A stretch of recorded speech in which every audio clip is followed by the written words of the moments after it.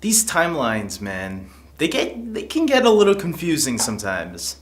Hey everybody, this is David and today I'm going to be talking about The Flash season 3, episode 2, Paradox. And this was a really great episode and I want to get into some of the specifics. So let's get talking about this right now. No wasting time. Go. So we go on right where the last episode left off, sort of. We see Barry talking to Felicity about some of the things that have changed, and we learn a lot of that. I really liked seeing Felicity in this episode. It's always cool when Arrow and Flash cross over, even when it's like little cameos. It's always fun seeing that, and hopefully the Legends of Tomorrow will get more into that too. We still haven't seen any of them crossing over a lot with Arrow and Flash. So far, Arrow's crossed over with Legends a little bit, but not so much the Flash. So hopefully we get to see the Legends come over to the other two shows once in a while too. It would be nice to get a little bit of those cameos. But yeah, it was nice seeing Felicity and someone that Barry can, just get all this out, because we do need to know what has changed. And one of the big things that have changed for Arrow, because let's get into this one, because the Arrow thing is right now for Flash, it's small talk. Diggle, he no longer has a daughter, he now has a son. And if you remember, Connor Hawke, also known as Diggle Jr., the Green Arrow of the future, now it looks like that's going to be happening. Because Barry's changed the timeline, and he's not gonna change it because he had a little talk with Jay, that don't bother going back, because the more you go back, the more you end up breaking it even more. There's no fixing it. There's only going forward, and I'm glad to see that Barry is actually listening to Jay's advice, because I think that's a complaint that a lot of people have about The Flash, is that, especially in the season finale of season 2, people were kind of annoyed that Barry was going back in time again.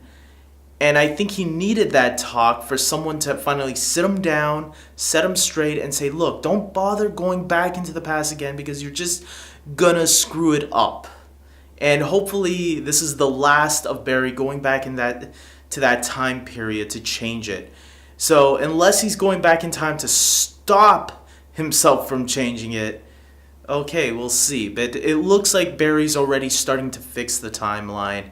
And because one of the things we learned from last week's episode is something's going on between Iris and her father, Joe.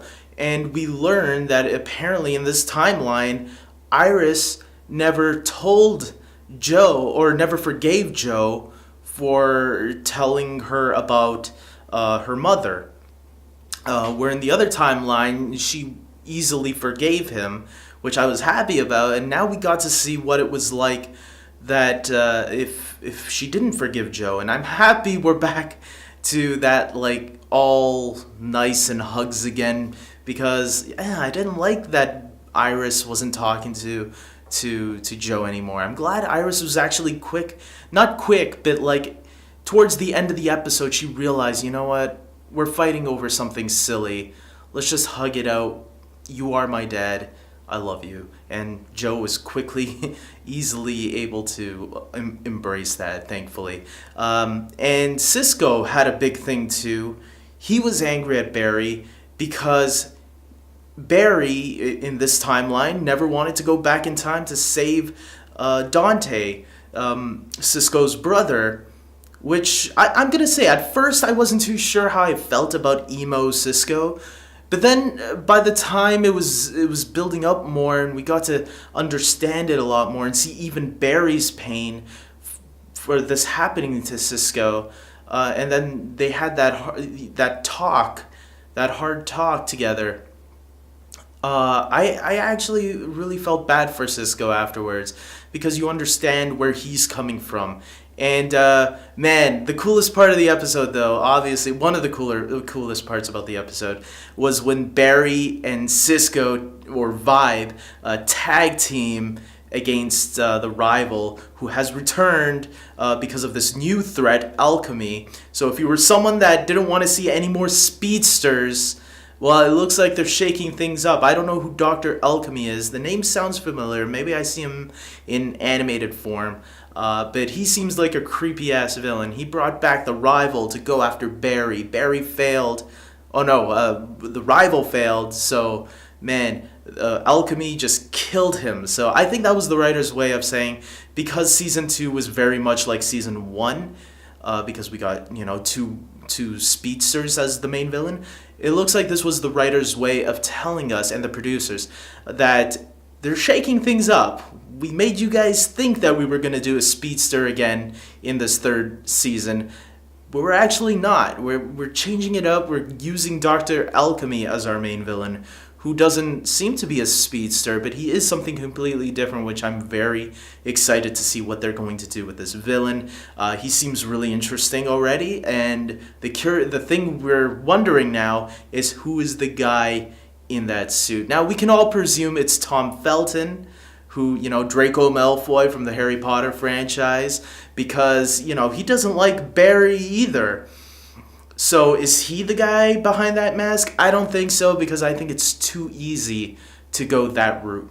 I am very curious to see who's under the mask. I just thought of someone who could be under there right now, because another character we're not too sure about what happened to him is Eddie. I'm just throwing that out there right now. That's a theory of mine. What if Dr. Alchemy turns out to be Eddie? That could be pretty interesting. Because I think, like I said, Julian, I forgot his last name, played by Tom Felton, I think he's too obvious to be a suspect to be under that mask. And I think that's what the writers want, to throw us off. And if there's anybody going to be coming back, Eddie would make perfect sense as the guy behind the mask. I don't know. We're going to have to wait and see on that. Tell me your theories on who you think is under the mask. Maybe it's a character we never even heard of before. Maybe they want to, keep it secret as it goes on, and it turns out, it's, some new guy that we never even heard of, and maybe they'll even make a joke about it. I don't know, but I'm very excited for this season. Second episode in, it's looking really good. I'm liking everything so far. Tom Felton looks like he's fitting in with everybody. I like his little rivalry with the Flash. He just doesn't trust him. He knows there's something up with this guy. Why? I have no idea. And I'm glad everybody made out at the very end of this episode. It felt like things were going to normal. And obviously Caitlin seemed normal. I can't forget this part, right? Caitlin, seemed normal. Barry even tells her that.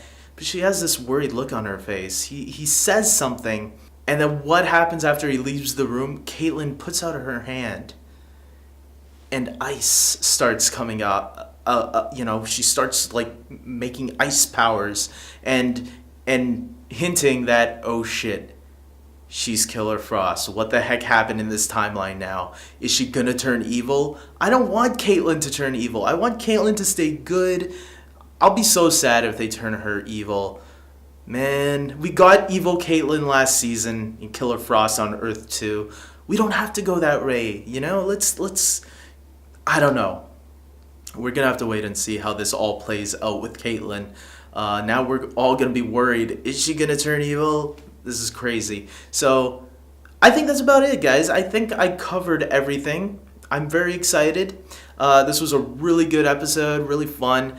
We learned a lot, what has changed, how it even affects Arrow. And unlike Barry going back in time, Jay convinced him not to. And I really liked that. I really liked everything in this episode. There's nothing bad I can say. I'm glad the rival isn't going to be the main threat, because I felt he was a little hammy, and I feel like Dr. Alchemy is actually the main threat, because he does feel like a more threatening villain.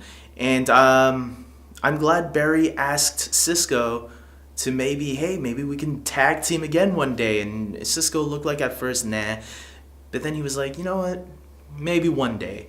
So everything is looking great. I can't wait to see what the producers and the writers have in store for us.